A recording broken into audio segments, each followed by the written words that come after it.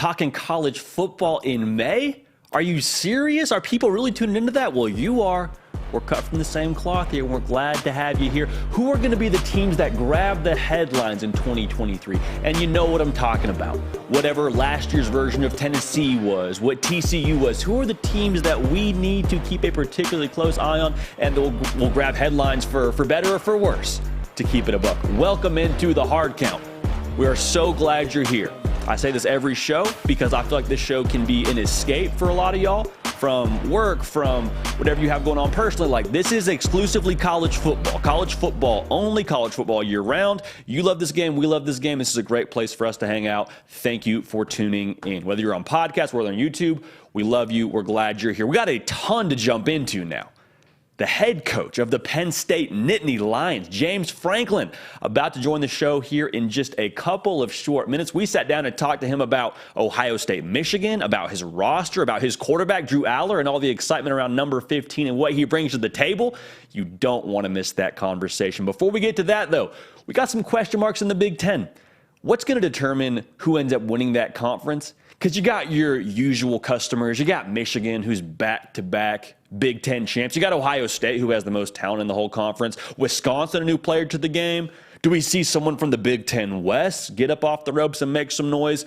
We're going to break that down in its entirety. I got a lot of thoughts on what that conference could hold. Now, Georgia. We talked about Oregon last show that we had live, and a lot of y'all were tuned in, but Georgia has been on a recruiting heater. We say it every time. The Hangover got this absolutely right. You don't walk away from a heater, and I don't think Kirby Smart and company are going to do that. They have landed 3 commits each of the last 3 days, or I guess 1 commit each of the last 3 days. Not 3 commits in 3 days, but you hear what I'm saying. They've landed some ballers. I don't think Kirby Smart's slowing down anytime soon. How are they doing this, and why is this significant? Because you see Georgia recruiting well, and you say, yeah, that makes sense. The best team in the country is landing really good players. Big whoop. We'll dive into a little bit more of the weeds as to how they're recruiting is interesting, and the positions they're recruiting, and what that means for the future at Georgia. Also, some games of the year in the SEC. We got to break it down, and we made sure we didn't just talk about one team during those SEC games of the year. There's a lot of games throughout the slate from September all the way down to November that are going to impact the conference race, and ones that I think we need to circle, underline, star together. Before we get to that, though, I want to talk about these headline teams. Everyone tuned in live, we're glad to have you here. Make sure you like the video. We threw out the challenge last show. We get to 100 likes, we'll reveal the next guest. For this show, we get to 100 likes, I will make an announcement that we're not going to push on social media for a while. We're not really going to make super public, but if you like this video, I will let you know a little bit more about our plans for this coming fall. So we're at about 10 likes right now. Thank you for that. We get to 100 before the end of the show. We'll announce it on air. All right. Also, get in your questions, your thoughts, your concerns to the keeper of the queue, Nick Brake. Listen, we can't wait too much more time. We got a lot to get into here. So let's start with this. The headline teams in college football, who are they going to be? For better or worse, who's going to grab the headlines and be some of the most talked about teams when this whole thing is said and done? There's a couple of them we got to pay attention to. And I think to start, we look no further than Gainesville, Florida. Billy Napier and company, what are they going to be? And the reality is nobody has any idea, because you have a very small sample size on what Billy Napier and company have been so far. You got 13 games, new DC, new quarterback, more depth supposedly. Vegas has them at 5.5 wins. I've said this for the duration of the offseason. It's okay to not know about Florida. But the fact of the matter is they're in the SEC. They're a very visible brand. You got a coach going into year 2. You got a transfer portal quarterback. So nobody is going to have a soft opinion on Florida. They're going to lean one way or the other, I think, pretty drastically. It's okay to not know about them, but we're going to know about them here pretty quickly. I think within that first 6 games of the season, we'll know what we're going to get from Florida. So Florida, a team that absolutely is going to make headlines, whether it's because, hey, Florida was a pop team in 2023 and Billy Napier's second year and they did a lot of good things, and they were a team that really grabbed headlines for the right reasons, or it'll be, hey, Vegas was right on the money about them, and we're leaning towards 5 wins for the Gators. And so, yeah, not great news about where Billy Napier is at going into year 3 for Florida. That could be the headlines we're dealing with when it comes to the Gators. Another team is going to grab headlines, and there's a lot that goes into this one. USC Trojans. The best way to define this one for me is, hey, bright lights, big city, Heisman quarterback. All those things married together to equate to, yeah, you're going to grab headlines. And last year, they were a preseason storyline, but a lot of people kind of lost track of USC because they played so many games at night on the West Coast, which means a lot of the good people in the southeastern region of the United States were in bed and getting ready for Sunday by that time. So for Clemson, or excuse me, we'll talk about Clemson in a second. For USC, again, no more snoozing on them when it comes to college football playoff. Actually, it's college football playoff or it's a failed season for USC. They have the best odds to win the Pac-12. They're in the top 5 in terms of winning the national title. USC has enormous expectations for 2023. And Caleb Williams is a major reason why. He's there for one more season. My good people in LA, I love y'all. We have a fair amount of y'all that watch the show, but we're all on the same page here. We're not kidding ourselves. We all know that Caleb Williams has one more year in LA. He's not going to come back for another year. He's going to be the top pick in the NFL draft. Can you blame him? So this is your 1 year. You went and got a top 3 portal class. You went and got some key pieces on the defensive line. And you got Caleb Williams, who's going to put on a show for the duration of the entire season. How much are you able to get out of that? How much are you able to get out of a generational talent that is Caleb Williams? USC will make headlines, and I believe it'll be a story that we cover in depth from game 1, not just when it comes to November. So USC, absolutely a headline team when it comes to this 2023 season. Appreciate everybody tuned in live right now. Make sure you like the video. Make sure you subscribe to the channel. And make sure you follow me on Twitter and Instagram, @JDPiquel. All we're going to ask, nothing more, nothing less. So thank you in advance for that. All right, like I had sort of tipped my hand to a few minutes ago, Clemson, without a doubt, a headline team when it comes to the 2023 season. And a big part of that is because of the expectation they've created over the past couple of years, doing it Dabo Swinney's way. Put it to you like this. Clemson previously had made the college football playoff 6 years in a row. So you sort of, by Pavlovian Dawgs theory, create an expectation for this fan base. Hey, we just made the college football playoff. That's kind of a given. And then all of a sudden, that well sort of run dry. Missed the college football playoffs a couple years. And so it's this thing where you previously were really putting a lot of chips into the Dabo's way is the way basket. That was what you were believing in. Dabo Swinney not going to the portal, Dabo Swinney promoting internally. That's great. That's how we do it at Clemson. And it's produced these really great results. But now the results are having a little bit of a lower return on investment. It's like if you were getting 20 Christmas gifts every single year for 6 years. You just sort of assume every year, hey, I'm going to get 20 Christmas gifts. And you say, well, why are we getting 20 Christmas gifts every year? Because the people that shop for my gifts, they go to this one store and they always have what we want and they always get it at the right price, at a great quantity, and that's why Christmas morning happens the way that it happens. Well, then, after a couple of years, you start getting 15 gifts. Maybe it's 12 gifts one year. Maybe it's 18 gifts one year, but it's not 20.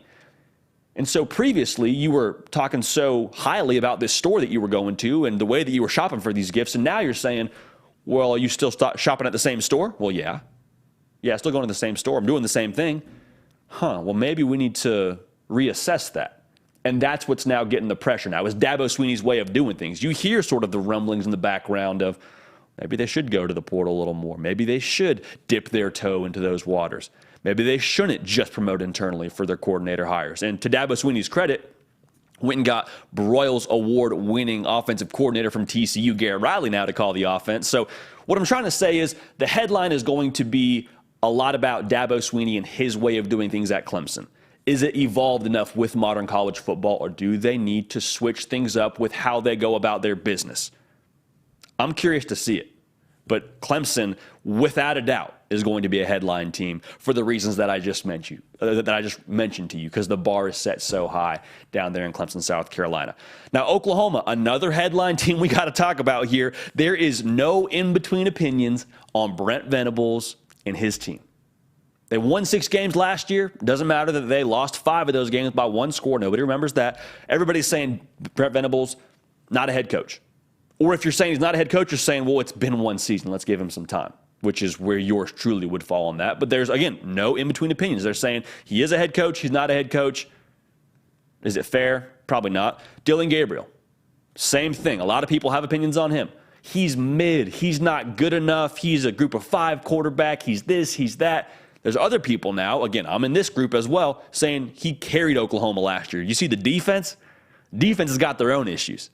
And so with Oklahoma, the reason why they're such a headline team is, one, the branding of Oklahoma. Like, you just expect a certain thing when you see that logo. The other part of this is Vegas has put Oklahoma at 9.5 wins for their over-under win total. I'll put it to you like this. I told this story on one of our previous live shows, but my wife and I were driving back from Atlanta for Mother's Day, and she says, let's listen to the hard count. I said, I love you so much. Great, we're putting it on. And we get to the end of the show where one of y'all asked a question about the over-under win total for Oklahoma. And I said, right now, it's May. We're not going to dig too deeply into this, but they have a lot of talent. They shored up that defense. I'm going to lean over 9.5 wins for Oklahoma. I'm going to lean towards 10 wins. And up to this point, my wife had just sort of enjoyed the podcast and listened along and thrown in comments here and there that were, encouraging. When I told her via this podcast that I thought Oklahoma leaned 9.5 wins, leaned towards 10 wins, you would have thought that I had just told her that we were bankrupt, or that I had just told her the house was on fire. Like, she was beside herself. Now, she is a Baylor grad, so I don't know how much that plays into this, but my wife, who isn't a raving college football fan, was like, you have them at 10 wins? What are you on? And same thing, go to my church group like that next week. Talk to a buddy who listens to the show. So shout out Jack if you're listening right now. And he says, you're over 9.5 wins? Dude, come on now. Come on, I like the show, but over 9.5 wins, that just goes to show you now. There is a lot of people with opinions about Oklahoma, and a lot of it is relative to the bar that Vegas has set for them. So Oklahoma, they're going to be a headline team. We're going to find out a lot about Brent Venables, what they did through the portal, and how much that boosts them in 2023. Last headline team I got for you. We go all the way out to College Station, Texas, and take a look at the Texas A&M Aggies. Now, A&M went 5-7 last year, and everything about A&M, the reason why they're a headline team, is all about packaging. Talent plus branding equals attention. Let me put it to you like this. I'm going to throw 3 teams at you. Tulsa, Vanderbilt, Arizona. All 3 of those teams also went 5-7 in 2022. And you're saying, JD, that's great. Why are you telling me that? Well, I'm telling you that because probably that wasn't a known thing, that all 3 of those teams went 5-7. Why isn't that a known thing? Whereas everybody and their mama knew A&M went 5-7 because of the branding of a school like Tulsa and the talent at a school like Vanderbilt, no shade, and the talent at a school like Arizona. Like, A&M has recruited at a really high level. A&M, the brand, they're in the SEC, Jimbo Fisher, like everything, the aura of Texas A&M is going to get attention. And you pair that with talent, you get expectations, and you get attention. So with great recruiting, with great talent, comes great responsibility, comes great expectations. And A&M, last year at least, did not meet expectations by any stretch of the imagination. Actually, very much so, went under expectations. And so for A&M, they obviously have hired Bobby Petrino to call the offense, and they're going to see if they can't just tinker with that formula just a little bit, and Connor Wegman going to be the quarterback. And there's a lot of attention. There's a lot of eyeballs on Texas A&M right now for the reasons I just told you. Talent, branding, in the SEC, all that. A&M, whether they succeed to great heights or whether they go and just make a bowl game or win 7 games, like, there's going to be attention on them. They will make headlines. Promise you that. So those are our headline teams for you. We got Florida, USC, Clemson, Oklahoma, and the Texas A&M Aggies. All of them will be in the headlines one way or another. Promise you that. No question about it. Appreciate everybody tuned in live right now. We're at about 30 likes. Let's go ahead and bump that up to 100. We got a fun announcement for you. I think you're going to want to hear it. We're not going to do it on social media for a while. We're not going to make it a big thing anywhere else, but this will be just everyone on the podcast, everyone listening live. We'll have a conversation about it. It'll be a lot of fun. So go ahead and like that video. A little thumbs up button right under the little thumbs up icon rather under the picture you're seeing right now. Okay, let's keep this party rolling here. Let's talk about the Big Ten. We're going to have James Franklin on in just a few short moments, and that was a great conversation. So excited to show you all that. But before we get to that, let's talk about his conference, because the Big Ten has a lot of questions that I think we just need answers to. I think it's going to be one of the most vicious conferences in all of college football. There's a lot of teams here that could make a real run at the college football playoff, make a real run at a national title berth. So without further ado, what are the questions that we need answers to? Let's start in Ann Arbor, because we start with the champs, the back-to-back Big Ten champs. They have aspirations to be national champs. My question for them is the eye staying on the ball? Because the good people that watch this show in Ann Arbor, Michigan, you watched your team last year lose to TCU, and you felt like, man, TCU got the win in that game, but you look at the box score, you look at how we played, it feels like Michigan beat Michigan. It feels like Michigan is the only team that's going to be capable, according to us here in Ann Arbor, beating Michigan. Now, the people in Columbus have another thing to say about that, but you look at the last 2 years, and it's hard to make an argument against that. Michigan has had their way. And even in the game against Michigan State 2 years ago, I guess it was now, when they lost to Kenneth Walker and company, Michigan had control of that game. It felt like Michigan kind of gave that game away. And so you're looking at the way they've played the last couple of years. They have the top 5 returning production in all of college football. The pieces are back. The head coach is back. There's so much back at Michigan to where you say, why can't we do it this year? And that's the thought, right? I mean, that's the thought right now in Ann Arbor. It's we're going to win a national title, or this year was a failure. We're happy to win the Big Ten. We're happy to beat Ohio State, but it's win a national title. And the way they do that, the way they win the Big Ten to start with, is keeping their eye on the ball. Because success at times can be taken for granted. And I don't think that's what's going to happen at Michigan, but that is, without a doubt, the price of admission for them to get to where they want to go. The culture has to stay the same. The hunger has to stay the same. And you still have to play it one game at a time, which is cliche and it's coach speak, but I'm telling you, it's 100% the truth. So for Michigan, do they keep their eye on the ball, and do they do what they're supposed to do and not beat themselves? That game at the end of the year where they welcome Ohio State to town, that'll be a huge one. We'll talk about that when it gets here, but we're all in agreement here. Michigan has all the potential and capability in the world to get to where they want to go. Starts internally, though, taking care of their business. All right, make sure you're subscribed. Make sure you are following me on Twitter and on Instagram, at JD Piquel. Thank you in advance for that. We move right along here. Ohio State, chomping at the bit now, fallen to Michigan the last 2 years. And my question for Ohio State as it pertains to the Big Ten conference race, when does the talent at Ohio State translate to the top of the podium? I didn't just say when does the talent at Ohio State translate, period, because we've seen it translate now with the way that they have played on the field the last couple of years and been in that top tier of college football. When does it translate to the top of the podium in the Big Ten? Because they have the best roster. And you're saying, yeah, they have the best roster, JD, do they? No, genuinely, from a talent perspective, since 2020, Ohio State has recruited the best class in the Big Ten every single year since 2020. They also have had a top 5 class every single year since 2020. So it's not a matter of firepower. It's not a matter of pieces, not a matter of talent. My question is the translating of that to then beating teams that aren't recruiting as well as you. So is that a development question? I would have a hard time agreeing with that, seeing as the kind of draft picks that churn out there down in Columbus. But the roster, I think, has to eventually translate to what you want to accomplish. And the standard is the standard at Ohio State. The standard is beat Michigan. Haven't done it in 2 years. The standard is win the Big Ten. Haven't done it in 2 years. And then go and win a national title.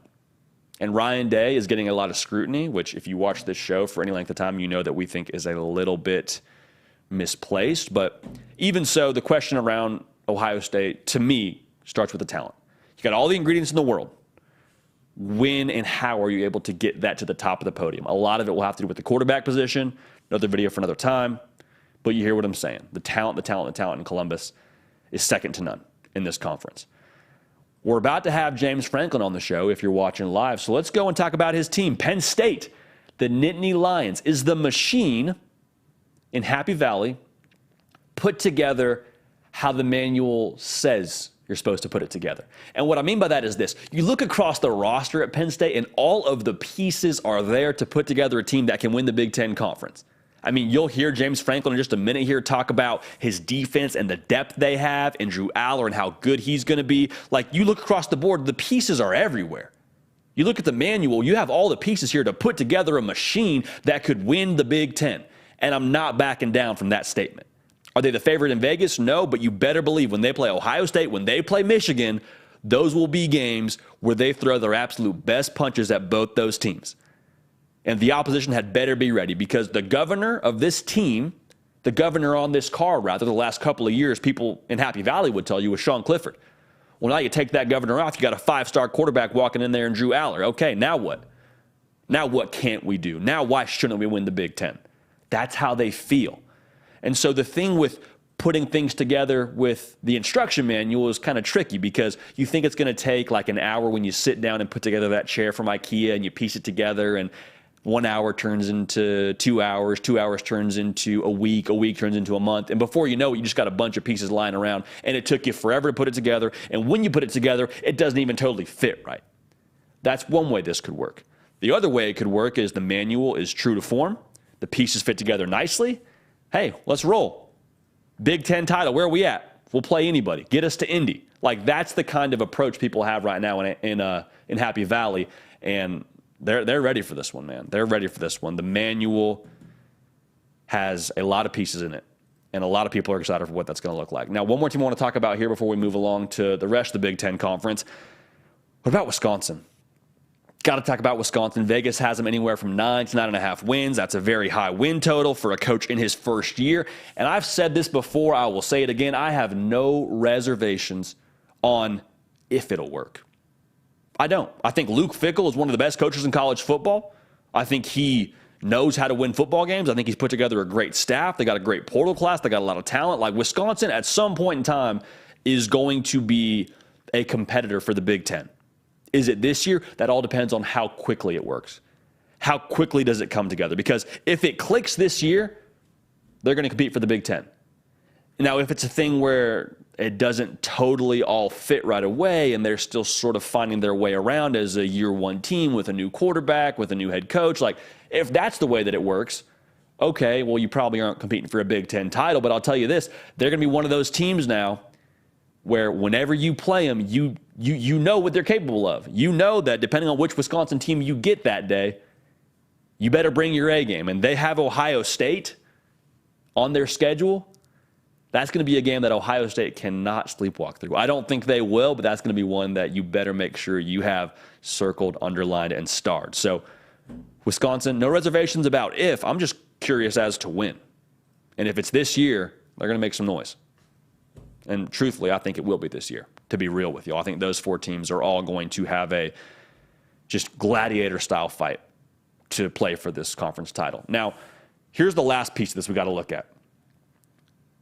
Who gets off the ropes in the Big Ten West? Because the Big Ten West, when you're looking at it, to me, it's kind of like going to see a movie in the theaters that your friend kind of told you about. Like, you haven't seen previews. Maybe you know one of the actors in it, and he's just sort of giving you a 2 minutes to 30 seconds spiel about what the movie is. So, like, you kind of know what's going on, but really you have no idea what you're about to walk into. And that's how I feel with the Big Ten West. Purdue lost a lot, but Ryan Walters, defensive guy. He's proven what he can do coaching the defense as your head coach now. Hudson Card, he's done some good things when he was at Texas. A lot of people at Texas feel like he got a bad rap when he was in Austin. Graham Harrell, proven OC. What's Purdue going to be? You look at Iowa. The defense is really good. The offense, if they could find a way to score like 25 points a game, they might have a shot now. Went and got Cade McNamara from Michigan, Eric All, the tight end. What's Iowa going to be? Iowa was competing for a Big Ten title 2 years ago. What are they going to be? I don't know. I haven't seen the movie. My friend told me about it. Nebraska, new direction under Matt Rule. I've told you I think they're going to be a different brand of football. Do we get new results? Does that new leadership yield new results in year one in the Big Ten West, which feels really wide open? Illinois, we got Bielema ball. I mean, they were making a run at this thing last year before they sort of tripped up and lost those few games in a row, but they were a team that we were all talking about, like, do we have to consider them in the college football playoff race right now? Like, what's up with Illinois? You see what I'm saying? There is so much within the Big Ten West that we just don't know yet. There's so much that we have kind of heard about, but haven't seen the full movie yet. It's going to be fun, man. We're going to walk into the theater that is the 2023 season and find out a lot about the Big Ten West, but as a whole, the questions I need answered for this conference, Michigan, you picking up where you left off? If you do, you keep your eye on the ball to get that done. Ohio State, you got the best roster. The way you've recruited is second to none in this conference. Does that translate now to the top of the podium? Curious to see. Penn State and company, the manual is right there. You got a lot of elite pieces. How does it fit together? Is it that took a couple weeks to put together, or is it, day one, we're ready to roll, fits like a glove, we're good to go, let's go win a Big Ten title? Wisconsin, I don't think it's a matter of if. I think it's a matter of when and how quickly they become a factor in this conference. I just told you about the Big Ten West. Kind of know what's going on. My friend kind of told me about this movie, but until I walk in the theater and see it, that's when I actually find out what's going on here. Should be a lot of fun. So that's the Big Ten for you. Questions we need answers to. I'm fired up, man. Less than 100 days now. I think 100 days actually exactly, if you're watching this on Thursday, until week 1. And Nick Brake here is our resident movie buff. He and I are going to talk a lot about Asteroid City here when that drops here, I believe, late June. Excited to have Nick on the program here in just a few short minutes to unpack all your questions. Okay, get in the chat right now. Want to hear your thoughts, feelings, concerns as it pertains to the college football season in 23, about your team. Maybe even give us your takes. I want to hear what y'all are thinking as it pertains to what could happen, what's on the horizon for this beautiful game of college football. Before we get to all that, though, before we move along in this show with us talking about this, we're going to talk about, or rather, we're going to have someone come on the show and talk about their football team, and that's the head coach of the Penn State Nittany Lions, James Franklin. Told us about how he feels about his defense, told us how he feels about his quarterback, Drew Allar. Great conversation. James Franklin was extremely transparent with us. And so without further ado, here is the head coach from Penn State. Joining us now, the head coach of Penn State football, Coach James Franklin. Coach, you rock the Aviators on the sideline, so I want to start right here. Do you have the best style in all of college football? I doubt it. That's not really something I'm trying to do. I think there's some guys out there that's important to. That's not one of the things that's important to me. It's kind of like Maverick, Top Gun. I mean, from just from watching from the television, I'm like, this guy knows what he's doing when it comes to the style. But Coach, when it comes to the football field, there's a ton of excitement and expectations when it comes to your football team. How do you manage the internal piece with so much noise on the outside, especially going into 2023? Well, I think what we just try to do is we try to control the things that we can control, and the external noise is not one of them. So we just really try to spend as little time on that as possible and make sure that we're doing all the things that we need to do within the program, within the locker room, the right way. Right now our coaches are all on the road recruiting, doing a hell of a job, flying all over the country. We're back here doing our game breakdowns for our first 4 opponents.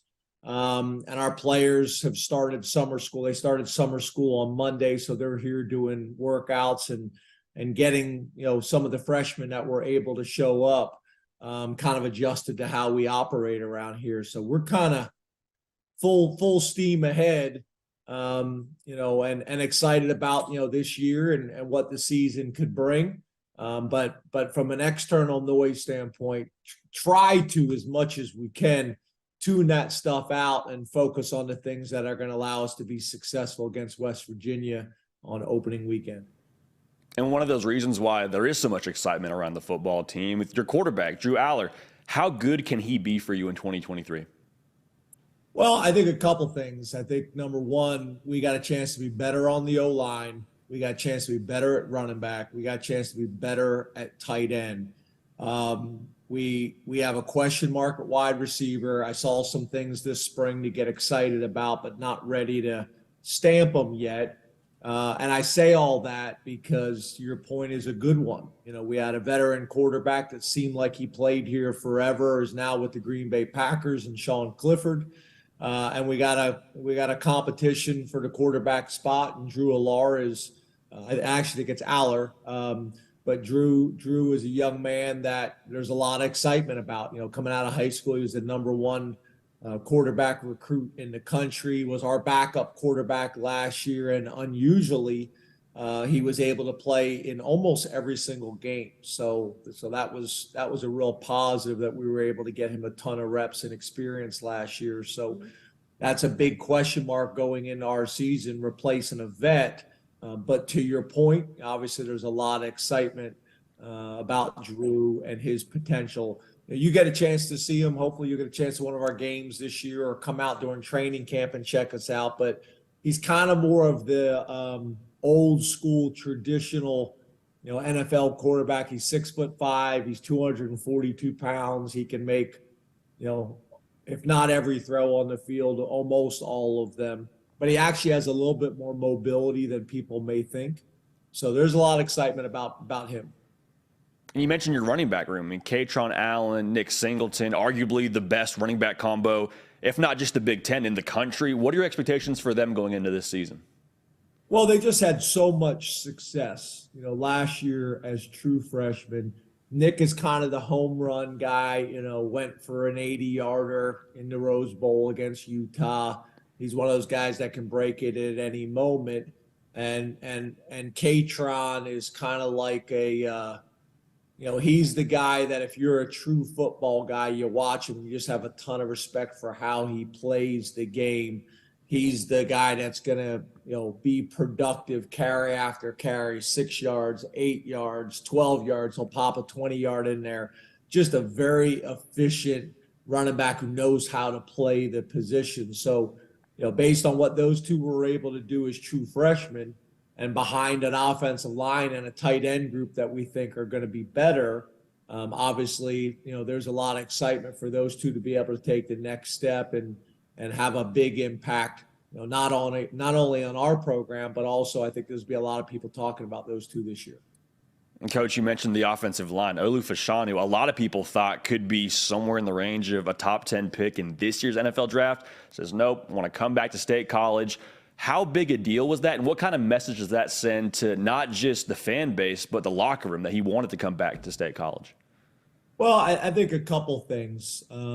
It's interesting in today's NIL world, everybody's like, well, Penn State must have gone crazy to try to keep him. And the reality is I met with Olu and his family. I meet with all those guys and basically told him that, he should leave. And all the feedback I was getting was first round. And Olu and his family was like, hey, we're staying. We always planned on being here for 4 years. What a lot of people don't understand is when I was having this meeting with Olu, he had been at Penn State for 3 years. But when I was having a meeting with Olu and his family, Olu was only 19 years old at the time. So Olu had just turned 20 years old. That played a factor in it as well for the family. Olu wanted to get his degree. He's got a chance to be an academic All-American. That's something that's really important to me and the family as well. He's probably got the highest GPA on our team. So he's just a super impressive kid. And to your point, we're going to do everything we possibly can to not only allow him to be successful on the field this year and help him along that process, but also, fight like hell to get him into that top 10 picks, because I know how impactful that is, on not only him, but also our program. No, without a doubt. I'm sure that's music to his ears as well as the rest of his extended family, who I'm sure would benefit from him going that high in the draft. But, Coach, on the defensive side of the ball, there are so many guys that are coming back to this defense, even with the guys that went to the NFL draft. I mean, I say my prayers at night every single night for the people that have to block Abdul Carter. Kalen King is a household name at corner. Who are some of the other faces, though, that you expect to step up on defense this coming season? Well, the other guy that everybody's talking about is Chop Robinson, is a defensive end for us who played really well last year, and his name is buzzing around, nationally. But there's really a ton of guys. It's one of those things I got to be careful, and I don't list them all. Guys are going to be pissed at us. But Curtis, our outside linebacker, has played here for 3 years. Played extremely well. I think he's going to have a huge year for us. Adisa Isaac, another defensive end that we have, I think is going to have a big year. A guy who played for us like Abdul last year, Dennis Sutton, defensive end, is going to have a chance to have a really big year for us. One of the things that was big is across from Kalen King, Johnny Dixon had a great spring. So I can go on and on, to be honest with you. I walked down to the defensive staff room the other day, and I was kind of looking at the depth chart on the board, and I just don't remember us having the depth and talent that we have this year on the defensive side of the ball. We've had some really talented defenses, but I just don't know if we've had the combination of depth and talent that we do this year.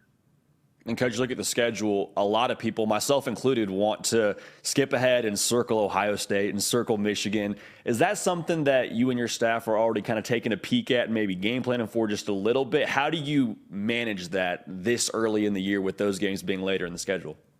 So West Virginia, West Virginia, West Virginia, West Virginia, West Virginia is who we open with. But I'll be honest, I won't give you total coach speak here. We are getting ready for West Virginia, and we have done our first 4 opponents. We literally just finished those breakdowns. But then we will get a head start on Michigan, and we will get a head start on Ohio State. Obviously, we understand the importance of those 2 games, specifically on our side of the conference. I think, we're anywhere in most publications 5 or 6 in the country preseason. The challenge is Michigan and Ohio State, I think, are 2 and 3 or 2 and 4. So, our side of the conference, whether it's the Big Ten East or the SEC West, you could make the argument, best 2 divisions in college football. Coach, last question before we get you out of here. We appreciate all your time. You mentioned it. There's so much buzz around where y'all are in the preseason rankings, but how are you defining success for your team when it comes to 2023? Yeah, to be honest with you, that's a question I get from time to time, and really we don't do that. It's not like I sit here and kind of come up with this for our program. We just want to have a great camp and put ourselves in the best position to beat West Virginia, on national television, 7:30 primetime game here in Beaver Stadium, and then build on that. And I think if we can build on that week 1 and get better each week of the season, to put us in the best position to compete for a Big Ten championship and get a chance to get into those playoffs and see where it goes from there. That's what's important to us is how do we put ourselves in the best position to beat West Virginia and then build on it. We're excited about those opportunities, and we're excited about those challenges. Well, we can't wait for it. What we got from this is West Virginia is first and foremost. We'll be fired up to watch it when it does come on the television screen. But, Coach, appreciate all your time. Looking forward to seeing y'all get after it in the fall. I do want to put an invitation out to you. We'd love for you to come out and do your show during training camp from our balcony overlooking the fields. Get a chance to interact with our staff, interact with our players. You're doing a great job, so we would love to have you. And then the other thing is being there in Nashville, you got to get over and check out my man, Coach Corbs at Vandy, the baseball coach. Does a heck of a job over there. Absolutely. Coach, done deal. We appreciate you. We're to make that happen. Fired up to be there. Thanks so much, Coach. Thanks, buddy. Have a good day. So there you have it. Boys might be jumping on the road here pretty soon. We'll see. That would be absolutely elite. We're talking to Penn State's people, trying to get that worked out. So stay tuned for that, all right? Stay tuned for that. That's all I have to say. Stay tuned, and we'll keep you in the know. All right, but we appreciate Coach Franklin jumping on here. Listen, I'm just saying this. Penn State, with all of the weapons they have, with all of the pieces they have on defense, for all the guys that he told us about on defense and how good he feels about that defense, I don't think that's all just smoke. I think that's reality, and I think the Big Ten is a little bit more wide open than people want to believe because Penn State's going to be a player in that thing. I'll tell you what, man. But again, we appreciate Coach Franklin jumping on and appreciate all y'all that are tuned in live right now. We are halfway to our goal of 100 likes. And if we get to that 100 like goal before the end of the show, before we get off air, we'll tell y'all a little announcement we have. And it won't be pushed on social media. It won't be a big thing that we blow up. So it's not going to be something that we talk about after the show or that comes out after the show regardless. So go ahead and like the video. We appreciate y'all in advance for that. Also, get in your thoughts, questions, concerns to Nick Break, the keeper of the queue. We're about to chop it up here in just a few short minutes. Before we do that, though, y'all that have kept track of the Georgia Bulldogs, you understand what's going on, man. They have been on a recruiting heater. They have been rolling. The Dogs have got a commitment Each of the last 3 days, they got Jaden Riddell, the number 1 tight end in the 2024 class. Yesterday, they got Marcus Harrison and Colton Heinrich the last 2 days. They are rolling. Marcus Harrison, a big-time offensive tackle. Colton Heinrich, another tight end. And there is still more targets on the board for Georgia.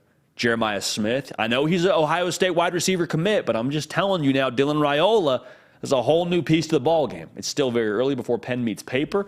Jeremiah Smith is actually going to be here in Nashville in the coming days, and we're going to have a chance to talk to him about his recruitment. So another reason why you should be subscribed to this channel. Sammy Brown, the linebacker, Georgia's in the mix for him. KJ Bolden, top safety in the 24 class, Georgia's in the mix for him. So what I'm saying is, yes, they've been on a roll. Yes, they got the number 1 class in the 2024 cycle. But they have a chance now to continue to elevate and continue to stack before we get to that early signing period in December. So why is this happening? And why is it important that it's happening? I think there's twofold why you're seeing the commitment avalanche this last 10 days. The first piece of this is this was inevitable because a lot of these kids, especially a lot of these top kids that have Georgia offers, they want to wrap this whole process up before they get into their senior season. All around the country, folks are finishing up their spring practices. I say spring very, very loosely, finishing up like their summer ball. A lot of them had their, finishing up the first piece before they get to summer ball. They had their spring game against other high schools. Bottom line, a lot of these kids, they just want to have it done. They want to have it signed, sealed, delivered, taken care of, ready to roll before they get into their senior season and start playing games, all right? Have that off the table and not worry about it. So that's the first piece. The other piece is the Dylan Raiola effect. The Dylan Raiola effect is even if, I'll say this, regardless of what happens when he gets to campus, right now you have Dylan Raiola and Ryan Puglisi, both in your 2024 cycle. So what does that do? If I'm an offensive player, it adds security that whether Dylan Raiola starts, whether Ryan Puglisi ends up starting, and that's why I wanted to go about it this way. I'm not saying anything about when they get to campus.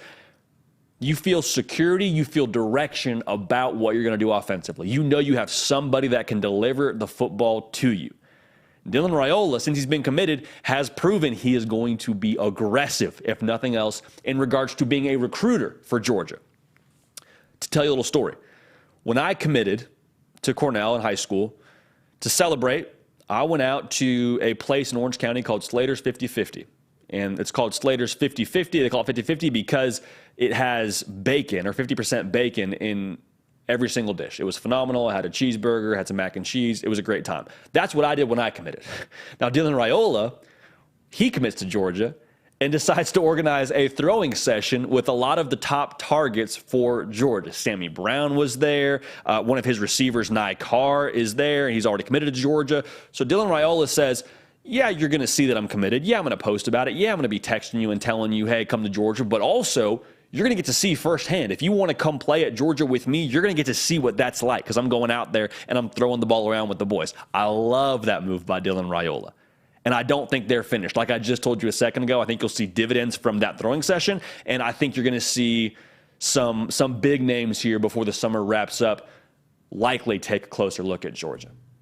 And some of these guys already are. So why is it significant that they've landed the pieces they have so far? Why does it matter that Georgia's recruiting the way they are?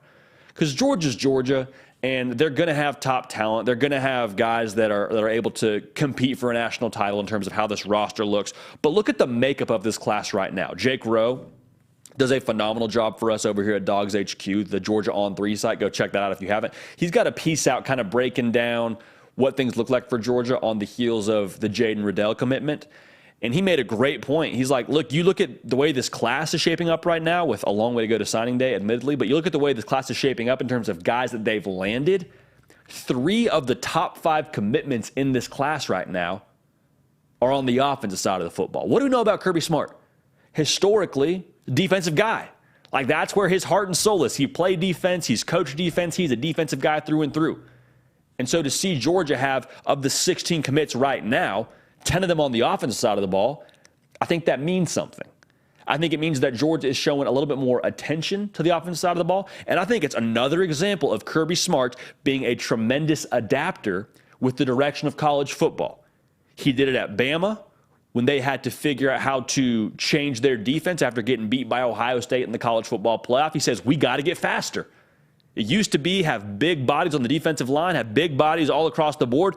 Ohio State came out and just went horizontal all day long and beat us around the edge, and that was how we lost that game. We got to get faster. I think Kirby Smart is taking inventory of what's going on in college football on the offensive side of the ball and saying, if we want to win national titles like we have the last couple of years, we got to score at an elite clip.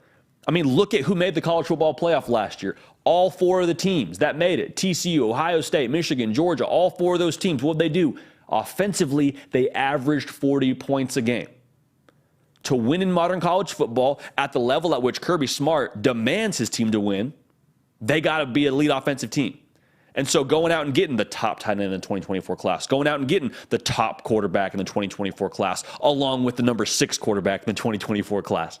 They're getting these elite pieces offensively to ensure, hey, as the game evolves, as college football heads in this direction offensively right now, we're going to have the defense be elite. We're not putting that on the back burner by any stretch of the imagination. But we understand if we want to keep bringing home these national titles, we got to keep scoring touchdowns. To keep scoring touchdowns, we got to recruit dudes offensively that are going to put us in position to do that. And so this is another example of Kirby Smart seeing what's going on, kind of reading the field. Everyone's over here playing checkers. Kirby Smart says, nope, chess. That's what Kirby Smart's doing right now. So why Georgia's able to do this now, and I've said this on previous shows, but let's go ahead and rehash it one more time for old time's sake. The brand at Georgia now recruits itself. A lot of teams across the country, staffs, what they'll do is they'll say, come be a part of our team. Here's what we're going to accomplish. Here's what I'm selling you on. The vision here at X, Y, and Z school, here's what we're going to do. And maybe you have a track record of doing it at other schools. Maybe there's some success that you can sell the trajectory of the program on. At Georgia, they're saying, come look at this hardware that we have in our trophy case.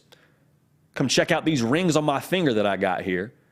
Go talk to the guys that are going to be first-round draft picks next year, guys that have already been first-round draft picks. You watch the NFL draft and see all the guys that we get picked up here. You know what we are. There's no guessing with Georgia. You know what this brand is going to be. You know what we're allowing you to do. So for Georgia, they're not really having to make this big pitch to kids. I mean, I'm sure with some of these top kids, there is conversations and selling points, but even more so for Georgia, the brand recruits itself. I said it on a previous show. I'll say it again right now. There is a reason why you don't see Ferrari commercials. There's a reason why you don't really see BMW commercials. You just know that brand. And year in and year out, people buy those cars like they're going out of style. And they're not going out of style. Same thing with Georgia. They're not going out of style, but they're going to have their pick of the litter here for a lot of these top kids. Kirby Smart has pushed this brand for Georgia into a space that is similar to where Alabama has been with Nick Saban. The brand recruits itself. Coordinators are going to change. Schemes are going to change. Heck, conferences are going to change. We've seen it already within, the Big 12 and what the SEC is going to look like. Conferences are going to change. Georgia, you know what you're getting as long as Kirby Smart and his process are there. And so the attention offensively is with the direction of modern college football and the way that Georgia has been on the cutting edge of that. With Todd Monken last year and Mike Bobo, I expect to be in that same kind of vein with how they ran things systematically. They're on a heater. Landed 3 commits in 3 days. They're not slowing down. Keep an eye on some of these other top targets. Dylan Raiola is going to be aggressive. And that throwing session should be proof of that. So Georgia continuing to roll. Keep an eye on the Dawgs as they stay hot on the recruiting trail. Tell you what, man, Dylan Raiola organizing that I guess it's a recruiting event more or less when he's going out there and doing that throwing session. Another chess move. Another chess move by Raiola. Hey, you can watch the highlights. You can watch the tape. Come catch lasers from me. Come do a throwing session with me and see if maybe you feel differently about coming and playing in Athens with me. Smart move by him. Okay, we're at 70 likes. We have got one more segment, and we're getting into some of y'all's questions. So, one, go in and get into that chat and let us know your questions. Let us know your thoughts, feelings, concerns as it pertains to your team or maybe the shot you're calling when it comes to college football season. Want to hear from y'all. Also, like the video. We get to 100 likes. We will give y'all a little announcement that we have planned for this coming season. So, as we move into the final stretch here of this show that y'all have been tuned into, which we're glad to have you here, whether you're on podcast or listening live, let's talk about the games of the year in the SEC. Best conference in college football. It's going to be another gladiator-style fight this year for winning the conference itself. We saw LSU and Georgia last year. You can't count out Bama. When I went through putting together this games of the year list, had a couple of pieces of criteria. The first of which being, we're going to try and spread the love. Like Alabama, LSU is going to be on here. We could have talked about Alabama, Tennessee. We could have talked about a lot of Alabama games. I'm not going to just stick with one team. I don't think we include any team more than once on here. So if you have an objection and you want to talk about another game, I'm with it. This is not an exhaustive list, is what I'm trying to say.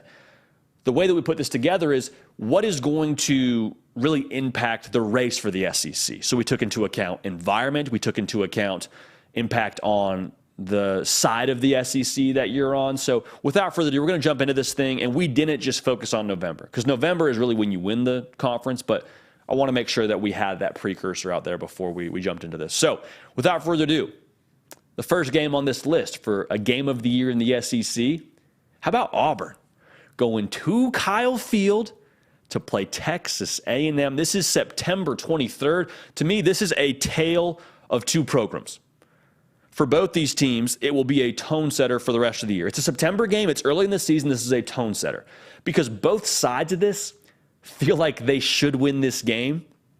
Like if you're Auburn, you're saying, well, A&M, they won 5 games a year ago. Like we should beat them. A&M saying, look how much talent we have. They got a first-year head coach. We've been at this for a minute now. Look who we got playing quarterback. We should win this football game, which is how you should feel if you're a fan of either of these teams, but it's dangerous territory to walk into. So if Auburn wins, the narrative is going to be, hey, Coach Freeze and that portal combat, man, paying dividends. It's working. You see it working. How did a year one coach come in here and beat us is what you're going to say if you're an A&M fan. How did we walk in here and just take an L to a team that threw it together through the portal? So it's going to be Auburn's whole operation has worked versus the wheels feel like they could be close to coming off in College Station. Now, which one of those is true? I don't know if we want to draw conclusions, but I think it is a tone setter for what we can expect from the rest of these teams. Now, if A&M wins, you start praising Jimbo's offensive coordinator hire, saying that's what we're talking about now. Winning games are supposed to win. That's what we do here in College Station. All right, here we go. Midnight Yell is back, and we got some more juice with that whole thing going. Like, all right, 12th man, get rowdy. We got this thing fixed. And then if that happens for Auburn, you're saying, all right, it might take more than just this year. If we can't beat A&M in our first year, a team that only won 5 games, like where are we really at if we're Auburn? So, again, I don't know how much of that is really true. I don't know how much stock you want to put into that. But I think for both these teams, both these fan bases, this will be a very big tone-setting game throughout the rest of the season. So Auburn and A&M, September 23rd, mark your calendars, tone-setter game, tale of two programs. Before we move on here, appreciate everybody tuned in live. Make sure you're subscribed right here to the On3 YouTube channel. Also, make sure you follow me on Twitter and on Instagram at JD Piquel. So thank you in advance for that. Next game we got to talk about. We go to October. So just a game in September a second ago, going to October now. Arkansas going to Oxford, Mississippi to go play Lane Kiffin and Ole Miss. To me, this will be a last stand by both these teams to stay in the race for the SEC West. Because Ole Miss, they will have already played Alabama, have already played LSU. You want to assume worst case scenario if Ole Miss drops both those games, and then they got to play a team like Arkansas at their house, like Arkansas comes to town. KJ Jefferson and company, I'm telling you, a lot of people are selling Arkansas stock. I would be slow to do that. I think KJ Jefferson gives you a chance in every single game. This is scary territory for Ole Miss.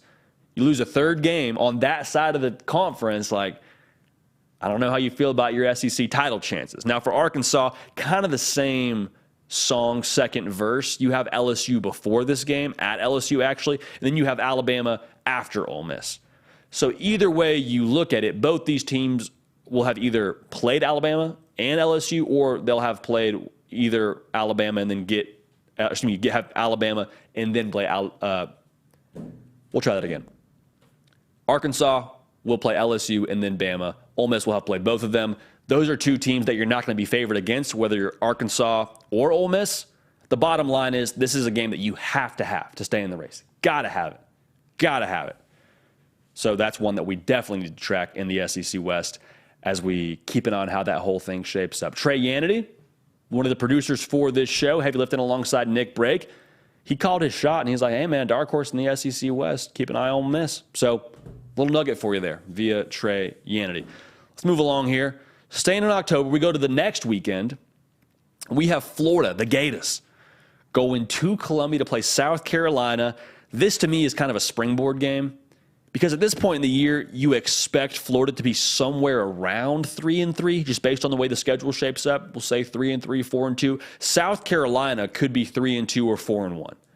And so, depending on who wins or loses this game, if you're Florida, you say, okay, we're back. Second life. We're back. You know, we're at 4 or 5 wins now, looking down the rest of our schedule. Feel good about this. If you're South Carolina and you're 4-1 and you springboard into that 5-win territory, you're 5-1 going into the rest of your slate, the second half of your season, you're saying, all right, let's do this. Now you're thinking about where you stand in the SEC title race. You're thinking about what you can finish out for the rest of the year. Like, this is a game where I think it's very much so going to springboard each team one way or the other. Because if you're South Carolina, you go to 3-3 to start the year, losing to a team like Florida, who has an over-under win total of 5.5 on the year, conversation changes a bit for what you're able to accomplish in 2023. Same thing for Florida. You go to 3-4 on the year, a lot of people looking around and saying, well, what's going on with Graham Mertz? How's he looked so far this year? What's going on with the defense? We all were all in on Austin Armstrong to start the year. We thought we had more depth. What's happening now? Should also be mentioned, Florida, I think, had their best game of the year a season ago in South Carolina and then sort of fell off the map. And then South Carolina really upped their game after this one. So a springboard game either way for both teams. That's October 14th, an SEC game of the year, without a doubt. Now, here's the last two that we really got to talk about. And to me, these are semifinal games when it comes to deciding the SEC. We'll start with the SEC West. It's in November. You remember November. LSU at Alabama. You got both teams coming off a bye, well-rested, well-game-planned. This is going to be awesome, man. Because the way that it went down last year in Baton Rouge, Brian Kelly just saying, let's ride, man. Let's go for 2 to try and win this thing. Forget about overtime. Our boys want to win this thing now. And beating Nick Saban his first year there and saying, yeah, I like playing in the SEC. I like beating Nick Saban a little bit later. I'm paraphrasing there, but he said that at some point during this offseason, like, this game is always circled, regardless of where it's being played, when it's being played. This will be to decide the SEC West, in my mind. It'll be late enough in the year. It'll be a game where Alabama is really put to the test, where we find out exactly what they're made of playing a team like LSU at this point in the year. Like, so many questions before we even get to that game. Like, who's playing quarterback for Bama? How does Jaden Daniels look? Is Harold Perkins making the noise we think he's going to make? There's so many questions, but regardless of how you slice it, LSU, Bama, always one you got to circle. Anytime you pull up the college football calendar, that will be a semifinal game for the SEC. I truly believe that. Now, on the East, same song. Second verse. Georgia going to Neyland Stadium November 18th, the second to last week of the year. I think this very well could decide the East. Now, you look at Georgia, this is really the game where Georgia fans have said, yeah, well, we only played Tennessee. That's really our one test. So we'll see where Georgia is at, if that truly is their one test when it comes to that game. But this game is going to, like I just said, it's going to decide the East. It decided the East last year. And for Tennessee to take that step to being one of those best teams in the SEC, like they were a season ago, to really validate what they want to be going forward under Josh Heupel, this has to be a game they get. They have to beat Georgia. You already slayed the dragon in Alabama, put the goalposts in the river. Turns out they don't float. And this could be one of those games for Tennessee. This is one of those games where I don't care what the ordinance is from the SEC. If they beat Georgia in Neyland, I mean, there will be another round of joyful riots in Knoxville. And for Georgia, if they want to get back to the college football playoff, you got to take care of business on your regular season schedule. Got to do it. You want to go for 3, got to get through Tennessee. Did not mean for that to rhyme, but it rhymes, so we're going to roll with it. So those are the games of the year for us in the SEC. Auburn at A&M in September. Arkansas at Ole Miss in October. LSU at Bama. Probably game of the year in college football, but definitely a game of the year in the SEC November 4th. And you got Georgia, second to last week of the year, going to Knoxville to play in Neyland Stadium. And I can't wait. I genuinely can't wait for that. It's going to be a whole lot of fun. Man, appreciate everybody tuned in live here. We are 15 away from our goal of 100. So if y'all don't mind liking that video for us, I would just love to tell you what we got going on this season. Is that too much to ask for? Be great. So hopefully y'all have been getting active in the chat, getting in your thoughts, feelings, concerns, and questions to the keeper of the queue, Nick Brake, as we welcome on the man, the myth, the legend, the heavy lifter right now. Nick, what's going on, big dog? How we doing? What's up, man? I'm sulking in defeat of my kickball team from last night, still, JD, but I'm happy to be here. As we started our question and answer last time with Rob Smith, a podcast regular, says back again early to hashtag ask JD something. This time I'm asking about Cincinnati and their new coach and their quarterback, Emory Jones. Losing Fickle still hurts. Should we be optimistic about the new coach and quarterback duo? Yeah, so you got Coach Satterfield now running the show in Cincinnati. You got Emory Jones as your quarterback. You know, if it were still in the American Athletic Conference, I would feel a little bit more optimistic about Cincinnati. But all of the turnover at crucial positions, like your staff, like your quarterback, and now you get to Power 5 football, I'm a little bit concerned about Cincinnati. So how concerned should you be, 1 through 10? I would say probably a 7. I think that the Power 5 life for Cincinnati could be a little bit tricky just to start out. I have my reservations about Emory Jones. I think he's a good quarterback. I don't know if he's the one that's going to lead you to prominence here in your first year in the Big 12. But don't love Cincinnati this year, but would love to be wrong on them, Nick. Unfortunately, don't think that I am. This could age like milk, but, man, I think Satterfield was a rough hire. Really? If it was a team in the AAC, yeah. Dude, he just – I'm not going to say he destroyed Louisville. That's unfair. Petrino's situation beforehand wasn't great, but it was a tough tenure, I think. He brought him back for a minute, though. For like 2 seconds. He brought him back for a minute. I walked in, so it's short detour here on Louisville. I took an unofficial visit when I was looking for grad transfer options to have a walk-on spot at Louisville, went and visited, and how they were before Coach Satterfield got there versus what they ended up accomplishing that year. I mean, it was a team that I think – whether he was the right guy for them long-term is a whole other conversation, but to get them back to winning a bowl game I think they actually won a bowl game that year, to even being in a bowl game his first year there, I think he did a lot to get them back on their feet. But I'm interested to see how that ages, Nick. I think you're onto something there. Well, I'll tell you what hasn't aged. Apparently, when I said that I like eating boneless wings, it has struck a nerve because Joe Smith says, don't forget, Nick is a boneless wings guy. Joe, man, I had him for lunch yesterday. I'm not going to apologize to you. Nor should you. I mean, you got to live your life, man. I mean, you got to stand on business there. Now, I will say Josh Newberg of the Inside Scoop was letting me have it, saying they're just chicken nuggets with buffalo sauce. I think he's kind of anti-chicken tender to a degree because he's no chicken tender sub too. Not to get too off track here, but he's also a no chicken tender sub guy, which I think is also a bit of a hot take for yours truly, as that's what I'm probably going to have for lunch today. You know, so okay. Old everyone has their own Josh. Opinion though, and that's why we love it. Oh yeah. Oh, absolutely. Well, Tick asks hashtag ask JD. Excuse me, guys. Which of the big three, being Alabama, Georgia, Ohio State, will have the most success with their new quarterback? Interesting. Alabama, Ohio State. Who was the third one, Nick? Georgia? Georgia. Of the big three, probably the biggest right now. Sure. You'd have to say. Yeah. That's a good question. As we ponder on this, quick side note, we're about 13 or so likes away from reaching our goal of 100. If y'all don't mind hitting that little thumbs up button under the video, that would do a lot for us. We'd just love to tell you what we got going on this season. So I think, man, I'll say this. I think Georgia with Carson Beck feels the most stable. Like Alabama, we don't know who the starting quarterback's going to be. Ohio State, we don't know who the starting quarterback's going to be. To have a guy already separate during spring, and I know it hasn't been like made public yet. I know it hasn't been something that Kirby Smart's just announced. We're all assuming it's going to be Carson Beck, and even people in Georgia circles are assuming it's going to be Carson Beck.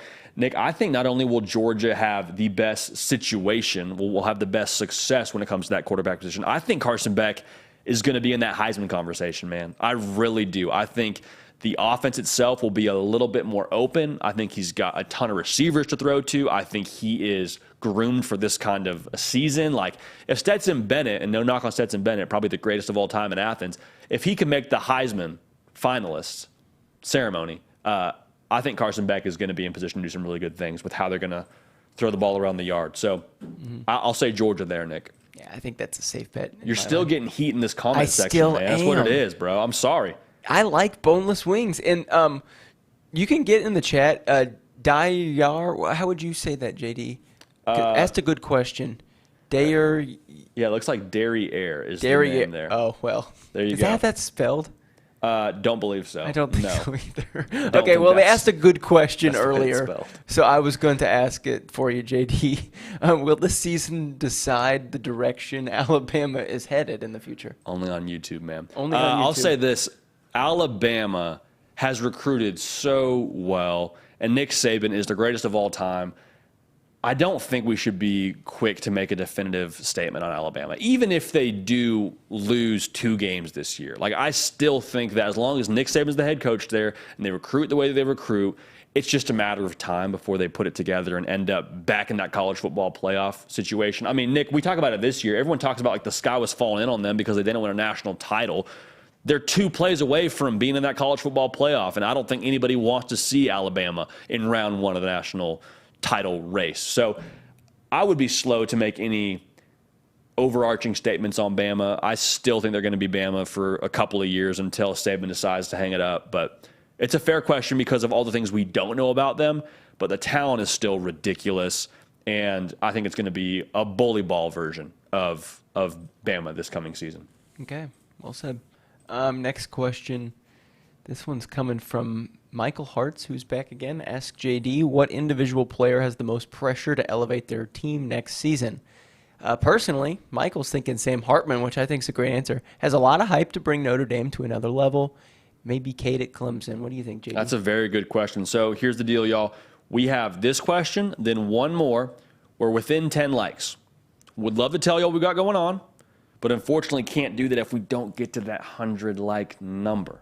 I apologize, but that's the reality. So let's get to 100 likes, and we'll have a good time. We'll talk about it as we roll on here. So to answer your question, I was looking at this question actually as it jumped up in the live chat, and I think Drew Allar has a ton of pressure on him. I mean, the roster at Penn State is set to where if they don't accomplish what they expect to accomplish, which is beating Ohio State or Michigan and playing for a Big Ten title and being in the college football playoff, like if they don't accomplish that, there's nowhere to look besides the quarterback because that's where all the pressure is going preseason. That's the reason why people are so excited about this coming season.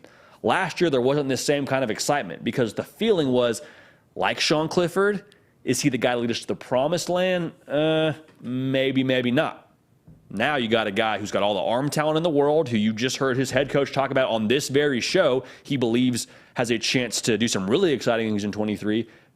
I think that Drew Allar has a ton of pressure to elevate his team, and for good reason. I think it's very, very fair. JD, What do you say, Nick? One more right here, brother? One more, but before that, I'm going to give people a little more time. I'm going to tell you mine. Okay, let's hear it. Tyler Van Dyke. Been giving him all this slack because the offensive line was bad a year ago. Loaded up on that position. He's got to prove it. No more excuses. And then another one. How about Travis Hunter? No, Jordan Travis. See, I always get their names mixed up. A lot of Travises out there. Lots of weapons there for him to throw to. And I think people in this chat even saying that they need to be in the playoffs, that they're taking the over on 9.5 wins. So, and that's kind of a lot on him. So man, that's a good one, Nick. I like the Jordan Travis one a lot. I'll throw one more at you. How about Quinn Ewers?